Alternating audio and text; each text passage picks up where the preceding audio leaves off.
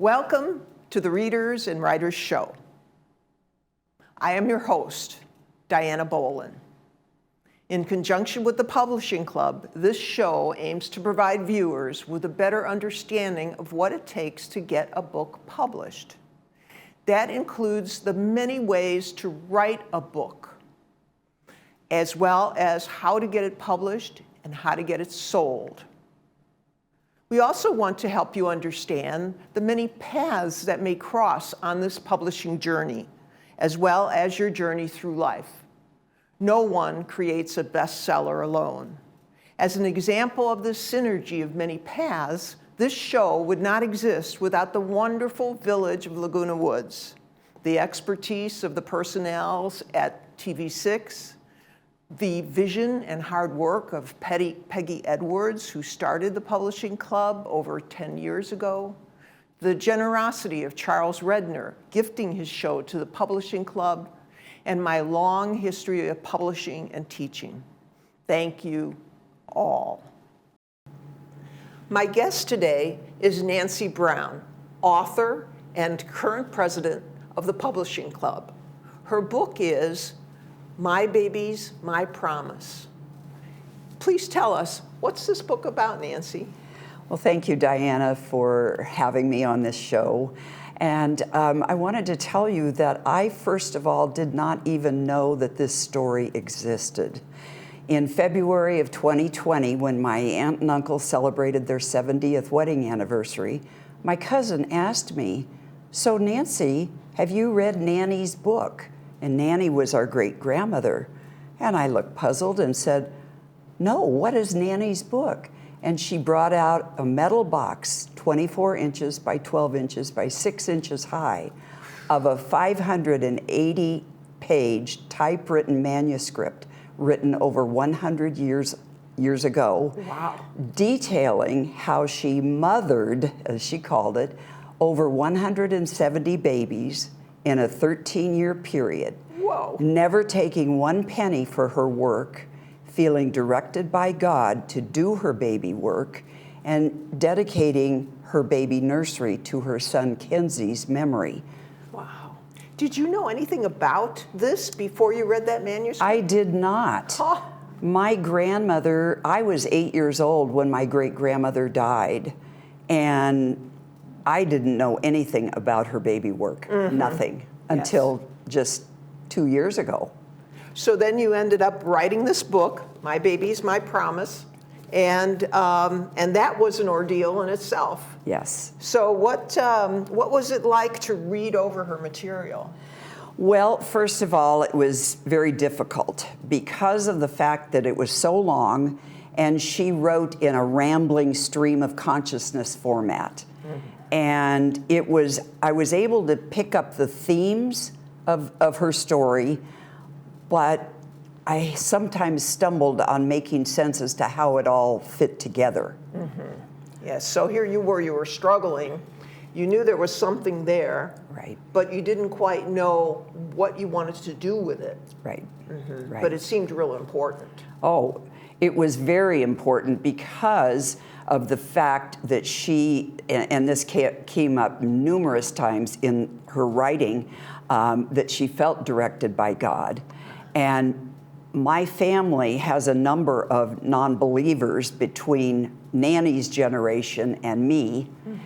And I truly felt that God chose me to tell her story. Yes. And one thing I want to make really clear is that this is all Nanny's voice in this story. The only thing I wrote was the foreword. Got it. Got it. Well, so before we get more into the actual story of Nanny, I'd like to help this be a learning experience for the people of the Publishing Club. Sure. So could you tell us a little bit about how you went from reading that manuscript to having a book? For example, did you do it all by yourself? No, I definitely did not do it by myself. First of all, I have a cousin on the East Coast who's very much into genealogy. Oh. And I knew that I needed to consult with him about this discovery. And he didn't know that this book existed either.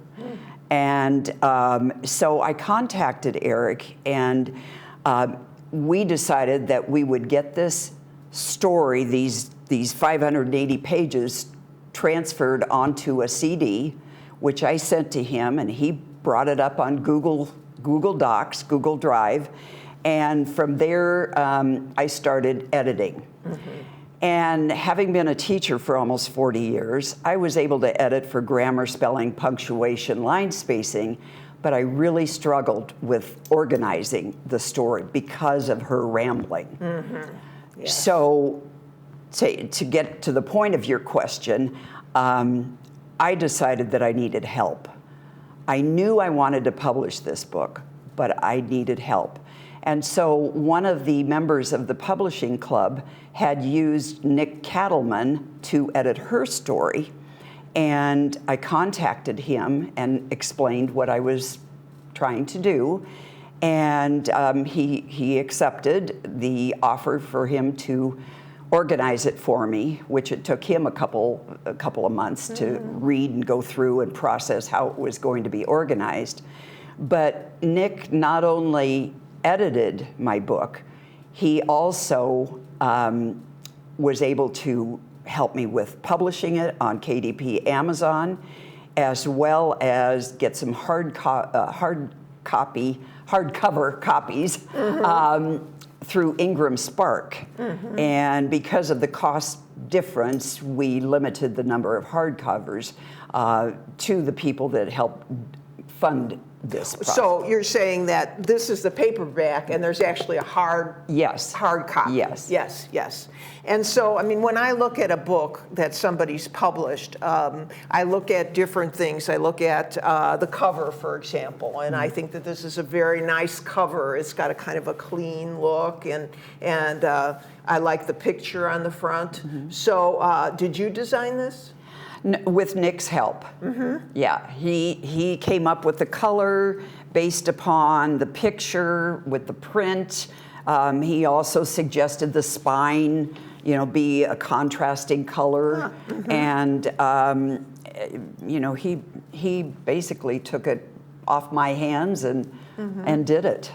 Well, when we were talking in the green room, we were talking about font. Yes. And you didn't quite understand. I mean, it was kind of a new concept that people really, well, you have your favorite fonts. Right. And I have my favorite fonts. And when I look at a book that's been self-published, if you will, I look at what font was chosen. And I find this font to be very easy to read. I don't know what it's called. I have no idea either. But I think it's a very good choice, and it gives the whole book a very professional look. Thank you. Yes. Thank you.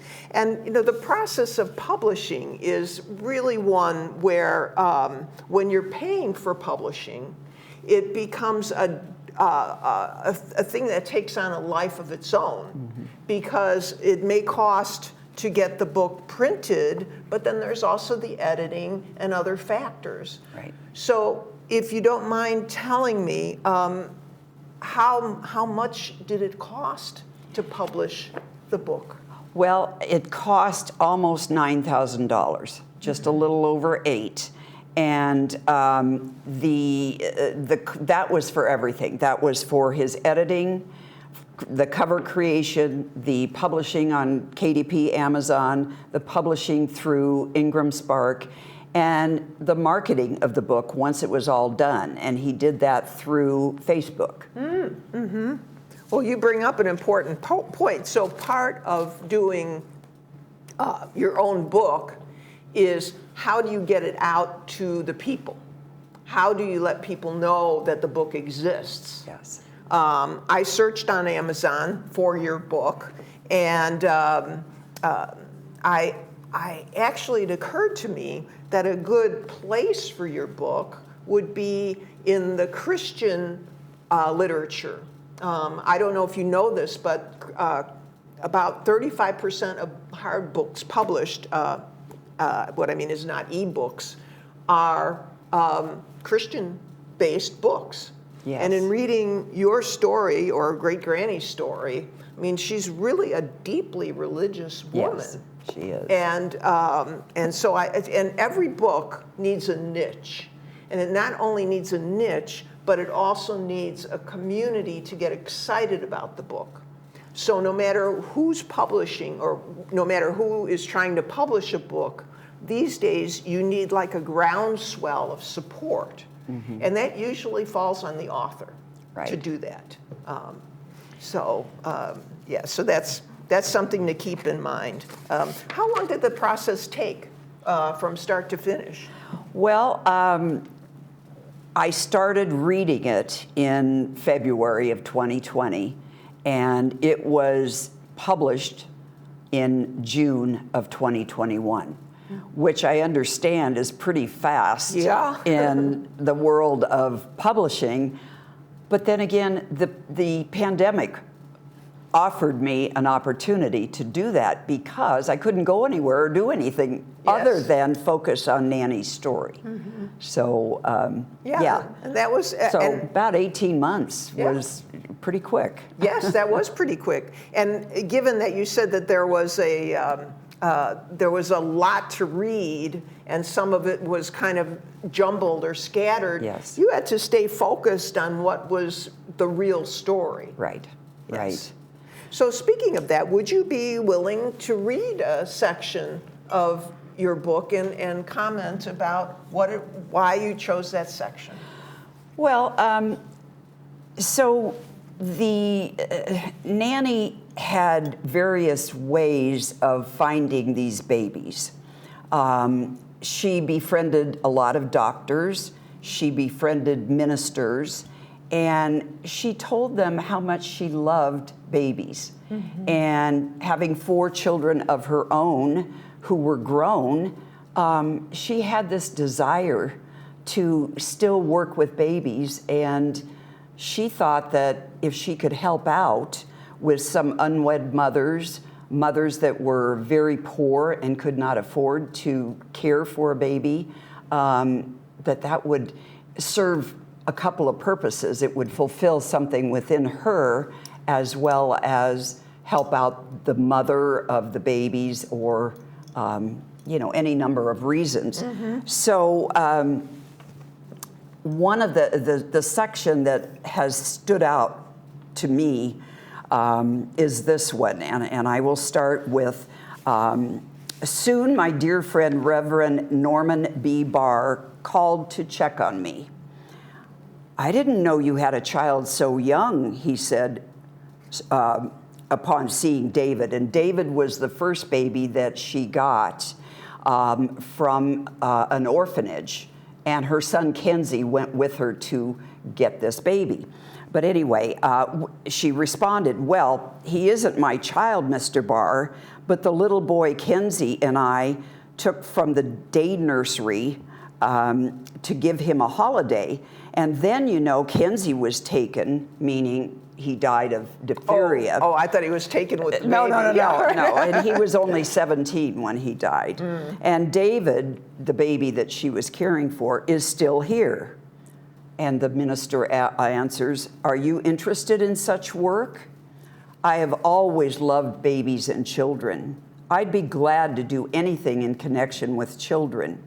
I'll give you a card with the name and addresses of several children I know, said the minister. Some are orphans, some are half orphans, and some are worse than others. And I'm going to skip down to the heart of this passage. So they go to this home where a mother has numerous children. And when they knock on the door, she says, I have heard you are in need of childcare. I said after knocking on one of the doors, is this the case? Yes, he's out there in the shed. Oh my. The steps were so rickety that I thought each one would precipitate me to the filthy ground beneath. I opened what was just like a stable door. Anyone less anxious would have turned back, but I was all the more happy to help anything in that hole. It was so dark and no windows. I stretched forward, not leaving the top step to go inside. He couldn't have been a day more than 6 months old. Oh my. Sunken, hollow eyes, death-like pallor, dirty, hanging on for dear life to a ginger ale bottle half filled with coffee. Cold, grayish-looking, sloppy coffee. Just think, a baby, their own flesh and blood, and they let me take him without saying goodbye or knowing who I was. Oh, my goodness gracious. And so she brings this baby, barely 6 months old, who had been relegated to the shed. She brings the baby home. First thing she would always do would be to bathe the baby, then clothe the baby, feed the baby, nurture the baby, and in some cases bring them back to life. Yeah, and in fact, I was fascinated to read about Great Granny's special formula. Yes. Which was a formula of the existing baby formula back then, plus some water and some oatmeal powder. Yes, yes. And many babies, she described, just like really put on weight and were very, very happy with that special formula. Exactly. And she said that formula came from God. Yes, Yes, yes, absolutely. So that stands out for me, your great-grandmother's deep faith and connection with God. Right. She even reported that sometime God would talk to her. Do you want to comment on that? Well, I think this is her way of journaling, if you will, just writing down her thoughts. She was a prolific writer, and many times she would write well into the night when the babies were asleep. And sometimes she had, when I say babies, sometimes she had her limit was 15 babies all at one time. Oh. And, that in itself was amazing. Yes. But yes, she really did. She believed in her formulas. She believed in God, and she believed that God was directing her in the path of her purpose of her life. Yeah. And I can't imagine, I can't imagine that there must have been some times when 10 babies were crying at once, or 8 of them needed their diapers changed. Right, right. So it's truly amazing that she was able to do this for that long a period of time. Right, right. Yeah, yeah. And I recall that after a while, though, she started to get, and this wasn't in your book, but this was a personal communication, that the authorities started to wonder what was going on. Right. And anything you want to add to that? Yes, definitely. She, as I said, she did this for a period of 13 years. And during that time, and she started her baby work in Chicago. And then her adult children were living here in California, so she ended up moving to California toward the end of her time doing her baby work.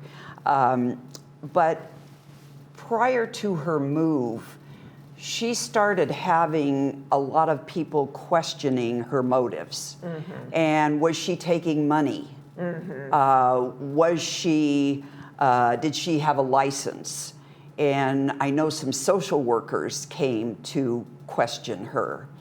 And the answer to those questions is, no, she didn't have a license, and she wasn't about to get one. She was a pretty forthright woman. And how did she pay for their care? Well, my great-grandmother was married 3 times. And each time she married a millionaire. Well, good for her. And need I say more? That's how she funded, the supplies that she needed. She had servants. She refers to her butler a lot in the story. But she would not let anybody handle her babies except her. Wow. And so. So here you are. You've taken her manuscript, created a book with the help of a staff, if you will, not very many people, but and now the book is published, looks great, and you're on TV6 talking about it. What lessons would you like to share with the people of the publishing club or the audience in general about what's good to know or what to avoid? Anything at all you can help for people to know about this Well, process? I think depending upon where you are in your own journey, my story is different than the next person's. Absolutely. As I said before, the pandemic, I call this my pandemic project. And it truly was, because I'm a very busy person. And had it not been for that lockdown, I wouldn't have had the time or made the time to do what I did with this. So when I came upon the stumbling blocks of how do I get it published, I reached out to people in the publishing club. I reached out to Sunshine Ludi, who gave several classes, if you will, or presentations about self-publishing with KDP Amazon. I talked to a lot of people. I talked to Marcia Hackett, who is our secretary now, and she had used Nick. We got Nick to come on to our publishing club in the month of November of 2021, and he spoke about all the things that he does. So I'm a people person, and when I don't know something, I reach out to others. How can you help me with what I need to do? Yes. And I really encourage that for others.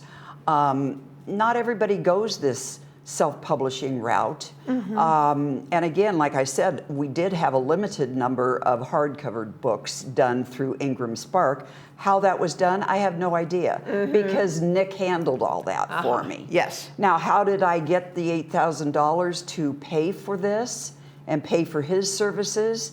A lot of my family members, my children, and I have 2 adult 90-year-olds still alive, made contributions, made donations toward paying for this, because they felt that there was purpose in getting this published for our family. Yes.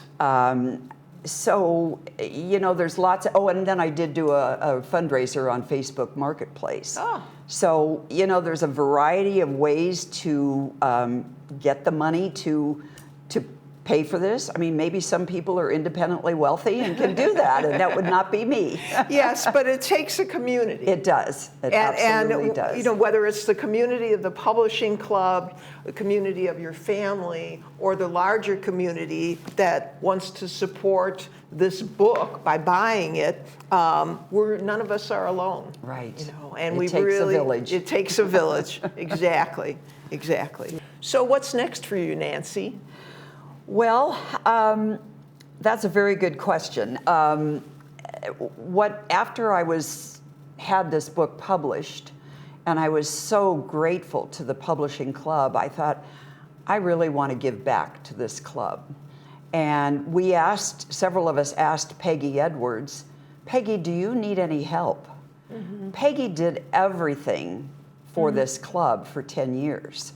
And she said, well, I really could use help on Village Stories. And so 4 of us became the team of editors for our annual anthology, Village Stories, which has been in existence for 8 years. And after our first year of doing that, we got along so well, we said, you know what, this feels like a board. And so we all kind of looked at each other and figured out who had what skills, and we developed a board.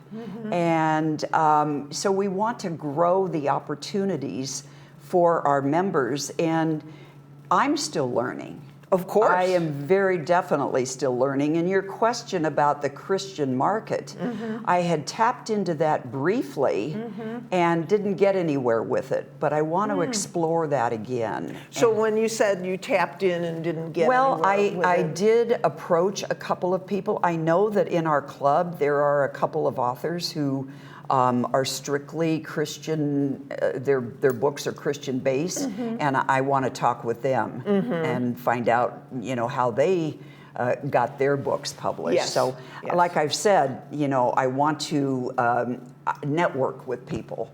And you might also consider maybe presenting at some churches. Well, and I did. I actually was interviewed on Inspiration for Today, which is a TV6 show. And I'm a member of Saddleback Church, and one of the Saddleback ministers interviewed me. Oh, there, you've already started that. Yeah. So, there's a lot of avenues. Now I just need the time. Yes, yes. And now being president of the publishing club, that's where my time is going right now. Yeah, makes sense. And you might consider, hiring a publicist that is oriented toward Christian publications. Great idea. Great idea. Yes. Well, thank you, Nancy. Thank you Thank for you, coming in Dianna. today, and thank you for allowing me to read your book and get to know your welcome. great granny. Yes, you are very welcome, Dianna. Thank you so much. This brings us to a close for today's program. Thank you so much for your viewership.